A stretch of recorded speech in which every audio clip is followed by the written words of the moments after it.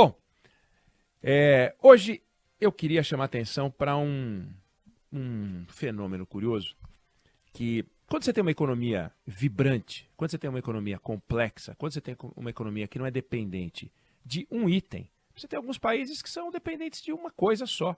Quando você tem uma economia como a brasileira, as coisas vão acontecendo e aí você vê que o país tem sim uma vida própria. E é muito interessante, há consequências de ter uma vida própria, porque o governo tem que ficar atento, as autoridades têm que ficar atentos, nós temos que ficar atentos a essas mudanças. Então, tem lá um Brasil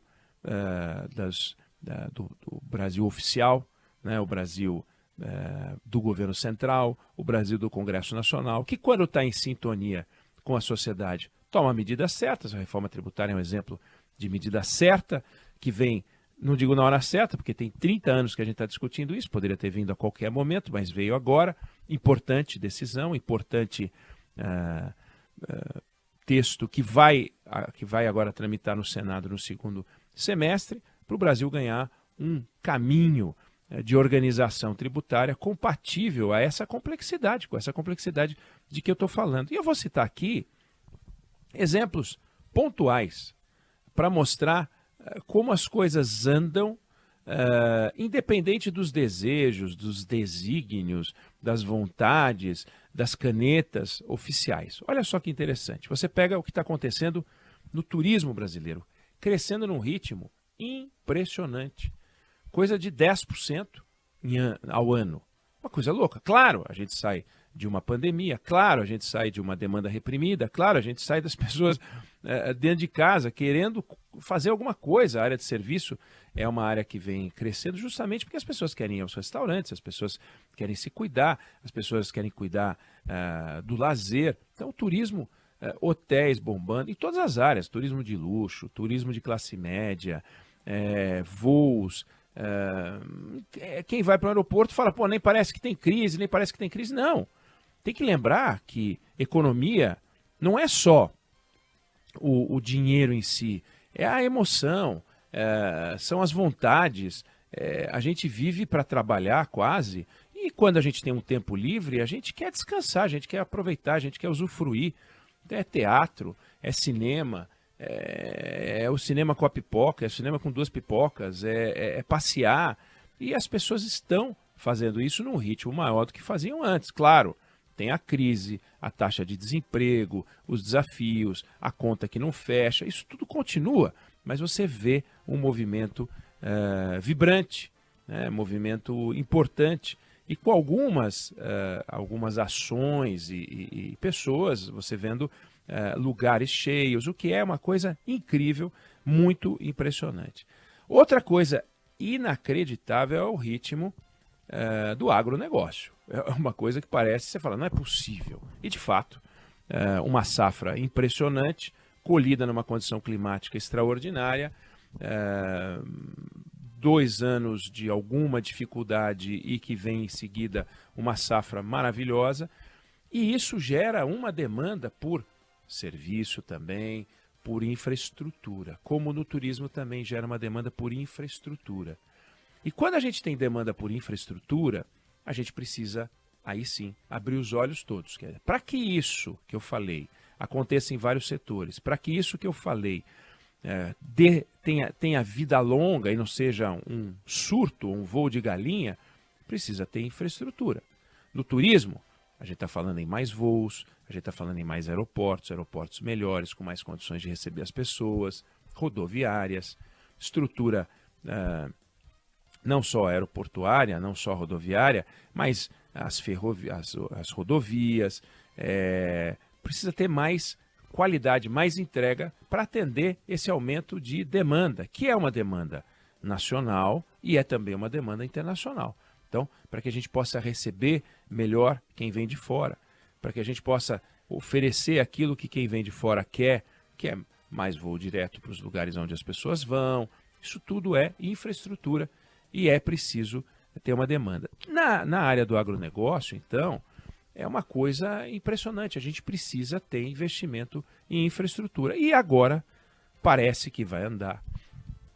um dos projetos mais importantes de infraestrutura, que é a Ferrogrão, né? A Ferrogrão, ela alimenta com a oportunidade de escoamento muito melhor do que tem hoje o estado do Mato Grosso, levando a oportunidade de mandar o grão para o porto de Miritituba, no Pará, numa distância que não chega a 1.000 quilômetros, que hoje esse escoamento todo ou vai lá para cima, para essa distância pela BR-163, à base de caminhão, ou vai para o porto de Santos, que está mais do que o dobro da distância, por ferrovia.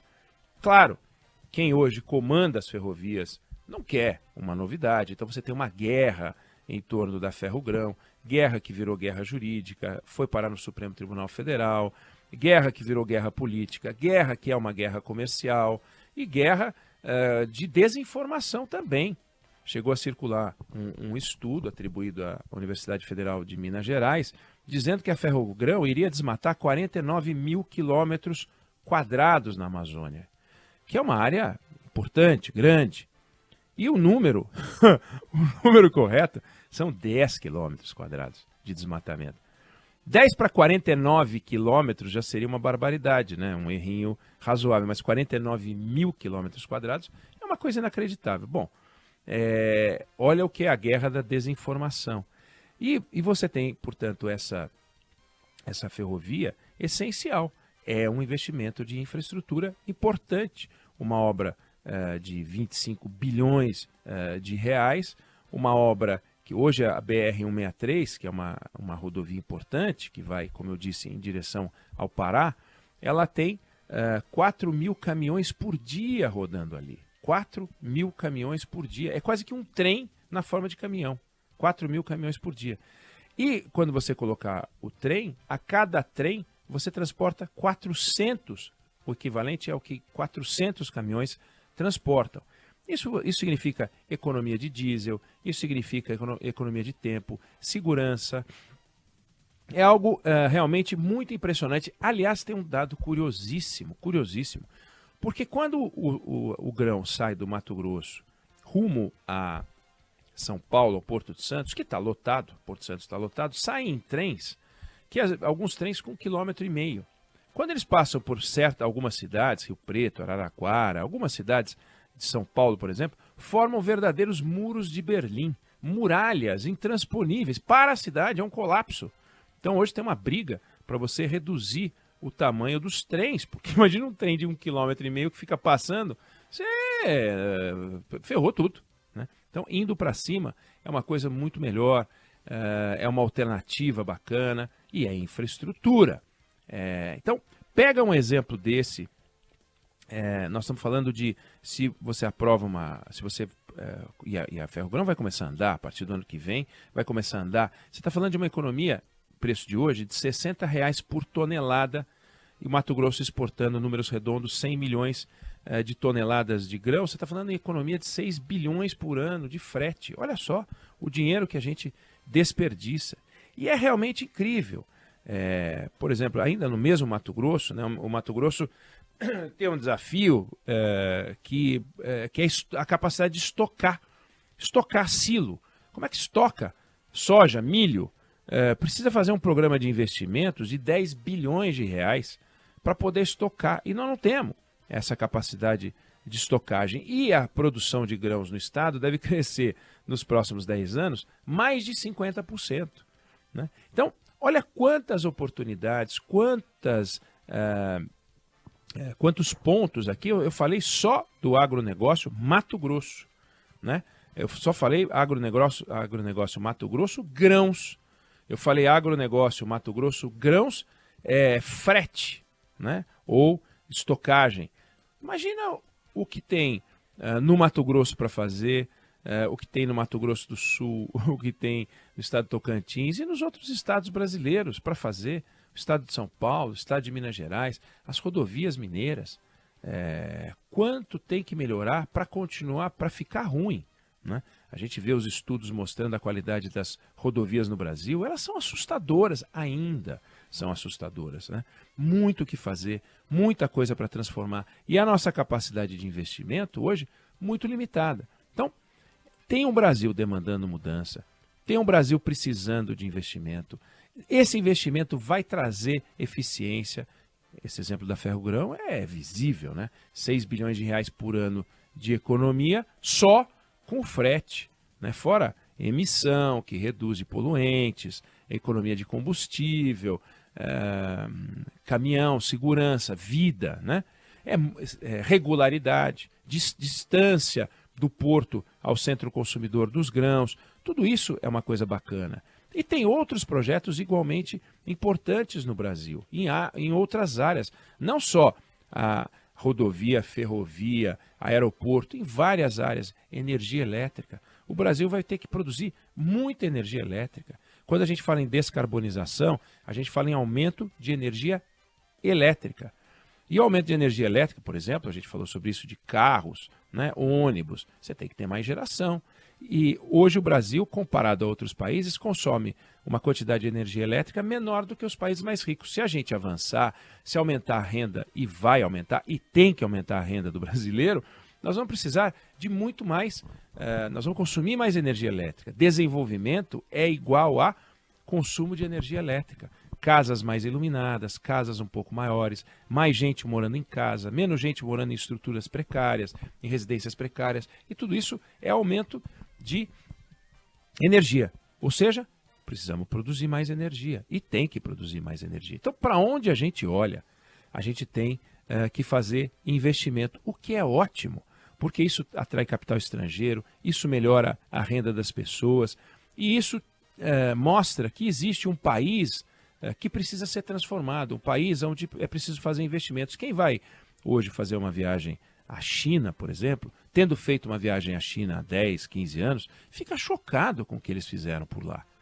Quem vai e faz uma viagem à Coreia do Sul, naturalmente, e volta hoje, 10 anos depois, fica impressionado com o que aconteceu por lá. E isso é possível ver em algumas cidades na Índia, isso é possível ver em algumas cidades em outros países asiáticos, Vietnã, isso é possível ver em países africanos. Transformações importantes acontecendo. Ninguém está parado, está todo mundo se mexendo para poder proporcionar para a sociedade uma vida melhor. Não porque são todos bonzinhos lá fora e nós aqui somos bobinhos, não. É porque lá fora as coisas estão um pouco mais organizadas e a gente tem um desafio de organização. Um desafio de organização de agenda, um desafio de organização de harmonização das estruturas para poder fazer os investimentos. E eu dei aqui alguns poucos exemplos, né? Um exemplo do agro, um exemplo do turismo, que é onde está bombando, mas tudo no Brasil tem condições de crescer. Não vamos crescer muito mais do que a gente está com crescimento aí de 2% contratado para esse ano, previsto para esse ano. Terceiro trimestre deve ter um crescimento muito baixo, próximo de zero. Quarto trimestre pode ter até um crescimento negativo para a gente ficar nesse patamar de 2 e pouco. Hoje estaria, se crescer 0 e 0 vai dar 2,3%, vai ficar na casa dos 2%. Para o ano que vem, a gente tem uma inflação tendendo ao centro da meta, os juros em queda, e a gente poder ver isso também acontecer nos setores industriais. Nós falamos muito da indústria aqui, porque a indústria está precisando realmente de um boost, né? Está precisando para poder ter uma oportunidade e poder crescer, mas para isso, juros baixos, inflação na meta, macroeconomia sob controle durante anos, porque senão o investimento industrial não vem. Enfim, eu não sei se você concorda, se você discorda, mas esse é o ponto de vista que eu tenho sobre esse assunto.